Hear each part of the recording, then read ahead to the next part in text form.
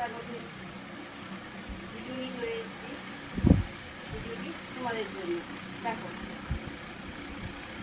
প্রথমে বলি সন্ধি।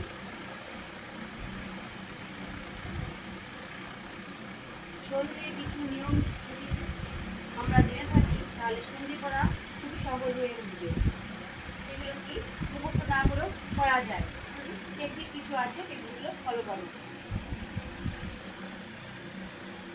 ওকার থাকলে বিষয়। তাহলে এখানে প্রথমে কোশ্চেন হলো মনো দিয়ে যদি শুরু হয় তাহলে কি হবে?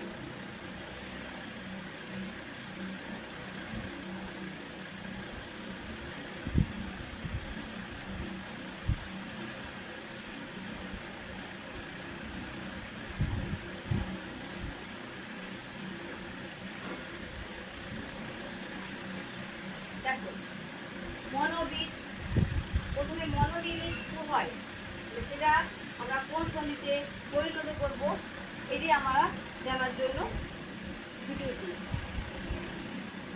তাহলে এখানে দেখো ম দন্তের ন, ওকার যেহেতু আছে ওকারটা কেটে গিয়ে কি হয়ে যাবে? বিসর্গ যোগ, তাহলে যা থাকবে যুক্ত দিয়ে বি। তারপরে আছে মনোরথ, ম দন্তের ন, এই ওকার আছে ওখানে চলে আসবে বিসর্গ রথ।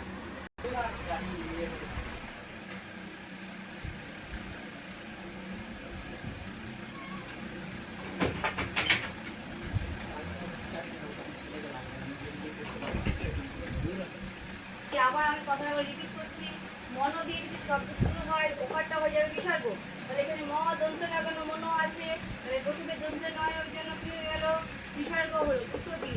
মনোরথ, ম দন্তের ন, ওকারটা কেটে গেল, হয়ে গেল বিসর্গ যুক্ত রথ। মনোরম, ম দন্তের ন, ওকার জন্য হয়ে গেল বিসর্গ যুক্ত রম, মনোরম। এবার আমি আর দুটো দিচ্ছি যেগুলো তোমরা প্র্যাকটিস করবে।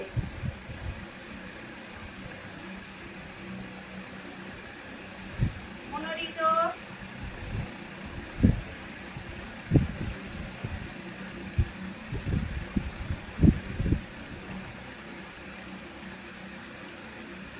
এই দুটো কি হবে তোমরা আমাকে কমেন্ট করে জানাবে।